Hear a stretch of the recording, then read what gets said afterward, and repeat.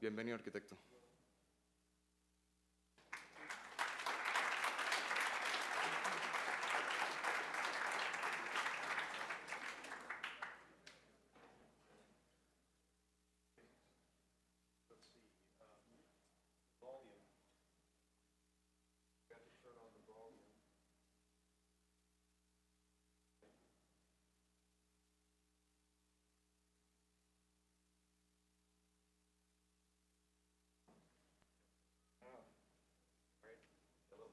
Hello? That's okay.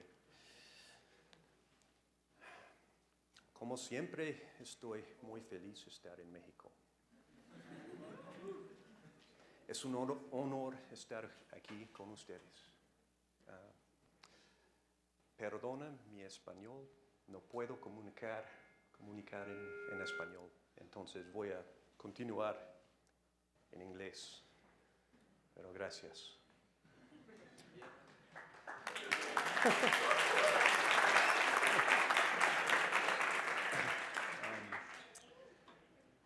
I forgot what I was going to say.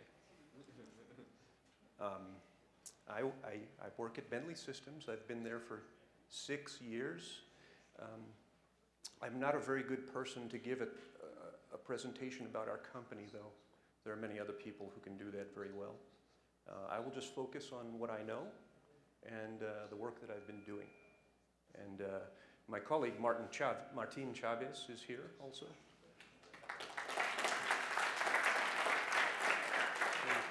He has been in our Mexico City office for 16 years. And I work in our research group, and we have the luxury of doing research, which means that we can just, we have a lot of freedom to think about ideas and work together with people on ideas that might make a difference and improve the way software is conceptualized and developed. And we've made some recent improvements, and I'd like to talk to you about what those are and how they happened. And in order to do that, I'd like to just talk about myself. I mean, the experience I've had in architecture and engineering and construction before coming to Bentley. So I was working in several design firms, including one called NBBJ. So I worked in a large firm, very large firm, and I also worked in small firms. And I always worked in places where we were very, very dedicated to modeling and BIM. And we did a whole lot of modeling. And we did a whole lot of drawing and construction documentation. And we did a whole lot of using these models to drive construction drawings. And these are just a few of the, just so you know, I've had some experience building models. At this firm, my role at this firm was to help people succeed in whatever they were trying to do with their projects. And if that meant they needed assistance with modeling, I would help them with that. If they needed assistance with getting the software to produce the automatic drawings from these models, I would help them do that. And if they needed assistance with visualizing and making them look as good as they can look for various reasons, I would help them with that. And I became very interested in, at different times in my career, well, I guess consistently in my career, I've always been really interested in tools. So if I discovered that I could really do interesting things with lighting in a software, then I really got very interested in that. This was later, this was a competition that later I had my own small office before coming to Bentley. And a student in our office entered a competition to design a bus stop in our city in Lexington, Kentucky. And he won that competition, and there's a local soda called XIII in Kentucky. It's a ginger soda. And those are their bottles, and they're inside glass. And there's a solar generator on top that lights up the bottles at night. And that was built, and it's really a lovely bus stop. This you'll see a lot more of in the slides I'm going to show. And the reason I'm talking about this is it's not interesting anymore really to say, well, you know, we make models and they make drawings and we do BIM, and it's, I want to show you this just to show you that I did it for a long time and I learned something from doing it. And I learned to look at it in a different way, and I wanted something to change.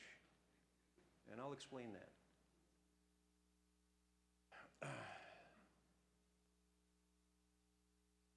Okay, so just a variety of things as it happens when you go to work and you just get involved in all kinds of interesting things. This was a proposal we worked on. This is in our city in Lexington, Kentucky. What this is right now is a gigantic parking lot and nothing more. And we thought it should be different. And this is a replica of the Coliseum. Well, it's a replica of a replica. There's one in California like that, and we thought we should do that. That would be ice skating in the middle. We thought we should have some public transit too, some trains. That'll never happen in our city. Okay, so, and the lighting. I'm always interested in lighting, but that's not what I'm here to talk about. Okay. So, we do a lot of modeling. Now a video will play, I'm sure of it. Juan, por favor.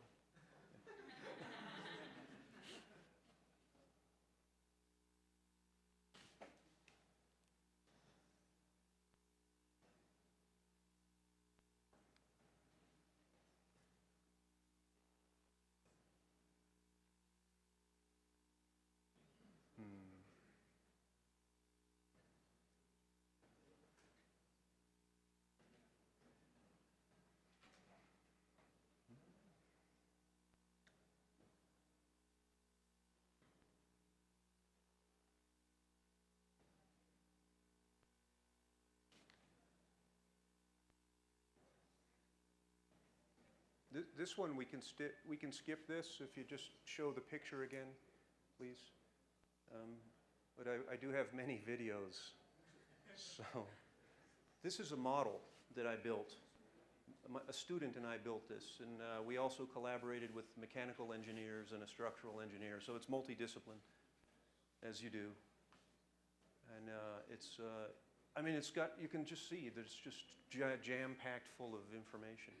I really would be better if we could play it. Juan, any possibility of playing the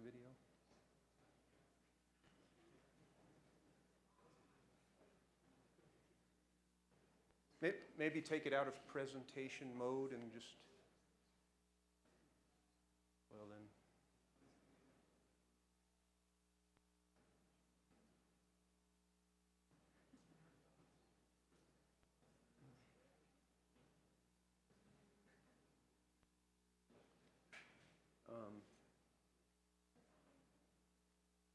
You could just launch it. It's external, and I'll show you which one.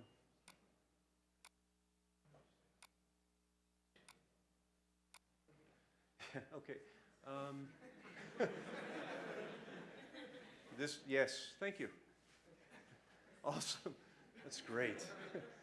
So this is just like, I'm just turning things off so you can see. And then I'm zooming in a corner, and now watch, I'm just going to start deleting things real fast, just to show you, like, there's a lot of stuff here.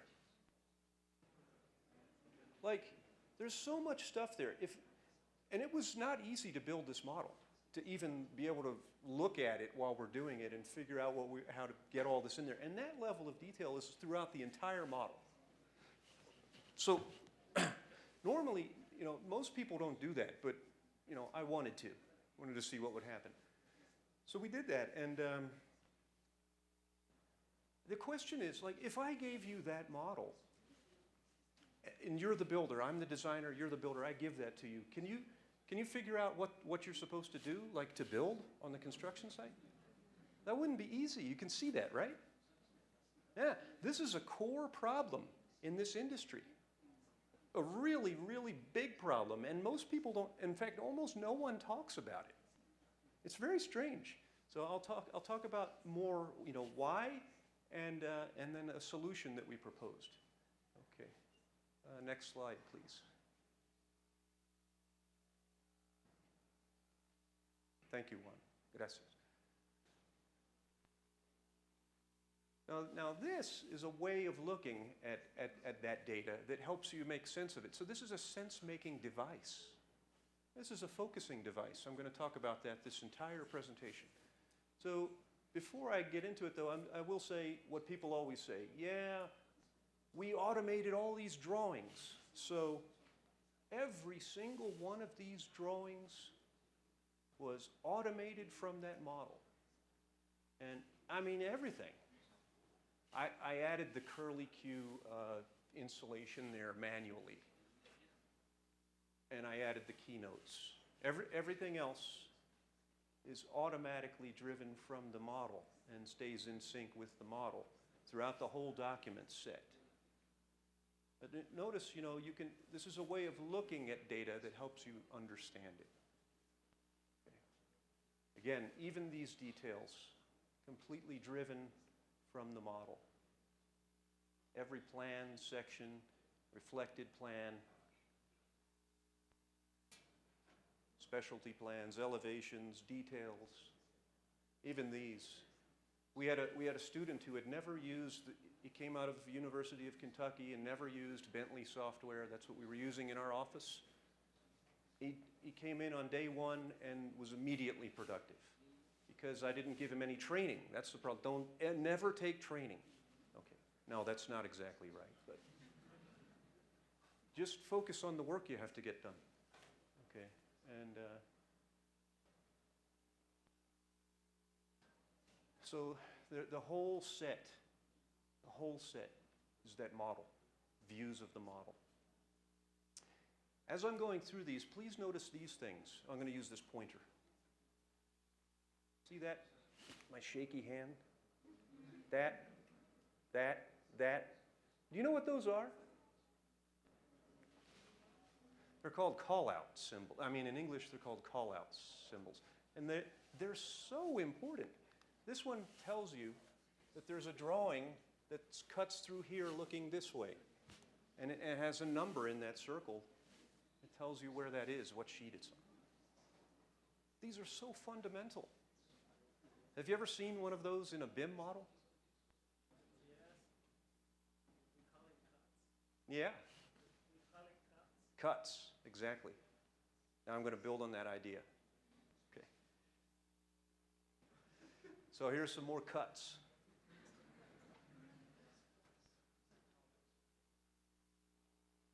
All right, I think I've made that point. These all came from the model. That's all I was showing. They all came from the model. Okay. So do we get an award for doing that? That all those drawings came from the model? Do we get extra pay? I mean, like, we were really proud of doing it, but does the contractor care? Look, we give these to the contractor. The contractor gets a set of these. So they all came from a model. So what? If we're doing all this modeling in order to produce these, and this is what we deliver, why did we model so much? It's a valid question. It's a question worth reflecting on. No, we don't get an award for it. Okay. So look at the drawings again. A lot of people in the software industry, in AEC, in the BIM industry, they say, these are outmoded, archaic relics of the past. These are dumb lines and arcs. And the future is modeling. And so I was in the future 15 years ago, and I've been doing this incredibly detailed modeling for that long. And when you do it long enough, you start, I started to think about this in a different way. And I started to think, maybe these are not, what are these really? What is their function? Like, what is a drawing? A drawing is not a bunch of lines and arcs. A drawing is a focusing device. It is a location-specific affirmation that how do you say affirmation? Affirmation? Yes. This is an affirmation. I put this on this sheet. I said that at this location, in the space of this proposed future reality, the information that you see here is reliable and good enough for you to use it to inform your action on the job site. So it's not a bunch of lines and arcs, it's a location-specific affirmation. So affirmation of the quality and significance and completeness of the information environment. That is an essential function that is not going to fade away, ever. We have to know in these models, when we look at them, remember that this video. Juan, por favor, if you could play one more time the same video. When we're looking at this, when we're looking at these models, if I'm the builder, if I put this in a viewer and push clipping plane through it, just push and pull the clipping plane in any direction, and stop it anywhere I want, I have no way of knowing at any given location whether what I see there is complete enough and affirmed by anyone, or whether or not something is missing, and whether or not what's missing actually matters very much. I have no idea. And if you scale that up to the scale of the entire project, this is an enormous level of doubt and uncertainty. Here's an analogy. If I, instead of giving you a model of unknown completeness with no location-specific affirmation, if instead the design firm creates a stack of drawings, but not the usual stack of drawings. Let's say a much, much bigger stack of drawings that's, a football field high.